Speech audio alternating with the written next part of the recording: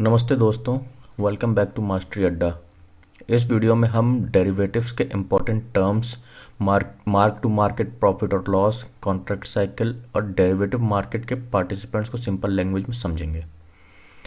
सबसे पहले समझते हैं कुछ इम्पॉर्टेंट टर्मिनोलॉजीज़। पहला है स्पॉट प्राइस। स्पॉट प्राइस का मतलब होता है कैश मार्केट में एसेट का करंट प्राइस।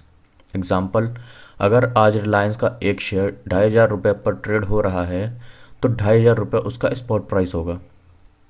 दूसरा है फ्यूचर्स प्राइस। फ्यूचर्स प्राइस होता है फ्यूचर मार्केट में कॉन्ट्रैक्ट का प्राइस। यह प्राइस फ्यूचर डेट के लिए होता है और डिमांड और सप्लाई के हिसाब से चेंज होता रहता है। तीसरा है कॉन्ट्रैक्ट साइकिल। कॉन्ट्रैक्ट साइकिल बताता है कॉन्ट्रैक्ट कितने टाइम के लिए अवेलेबल होगा।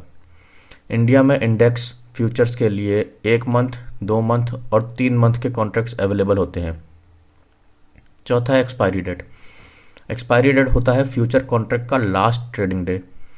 इंडिया में यूजुअली हर मंथ का लास्ट थर्सडे एक्सपायरी डेट होता है और एक्सपायरी के बाद कॉन्ट्रैक्ट एग्जिस्ट नहीं करता। पांचवा है कॉन्ट्रैक्ट साइज। कॉन्ट्रैक्ट साइज का मतलब मिनिमम क्वांटिटी जिसमें ट्रेड करना होता है। एग्जांपल, निफ्टी फ्यूचर का कॉन्ट्रैक्ट साइज 65 यूनिट्स है जनवरी 2026 से। आप उससे कम क्वांटिटी में ट्रेड नहीं कर सकते।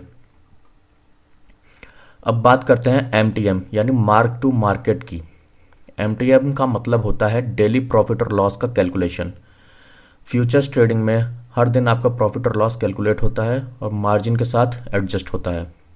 एग्जांपल, अगर आपने निफ्टी फ्यूचर 19,500 पर बाई किया और आज क्लोजिंग 19,550 पे हुआ है तो ओपनिंग और क्लोजिंग का डिफरेंस हुआ 50 पॉइंट्स और निफ्टी का लॉट साइज मान लो 65 है तो प्रॉफिट हुआ 65 इंटू 50 यानी कि 3,250 रुपये। इसी तरह स्टॉक फ्यूचर्स में भी डेली MTM होता है। नेशनल स्टॉक एक्सचेंज एक फिक्स्ड कॉन्ट्रैक्ट साइकिल फॉलो करता है अपने डेरिवेटिव्स यानी फ्यूचर एंड ऑप्शंस सेगमेंट के लिए। किसी भी टाइम पीरियड पे NSE मेंटेन करता है 3 मंथली कॉन्ट्रैक्ट, जिसमें सबसे पहला है नियर मंथ, दूसरा नेक्स्ट मंथ, तीसरा है फार मंथ। एग्जाम्पल, अगर आज जनवरी 2026 है तो जनवरी 2026 होगा नियर कॉन्ट्रैक्ट, फरवरी 2026 होगा नेक्स्ट कॉन्ट्रैक्ट और मार्च 2026 होगा फार कॉन्ट्रैक्ट। और इनका एक्सपायरी डेट कॉन्ट्रैक्ट मंथ का लास्ट थर्सडे होता है और अगर लास्ट थर्सडे ट्रेडिंग हॉलीडे है तो एक्सपायरी शिफ्ट हो जाती है प्रीवियस ट्रेडिंग डे पर।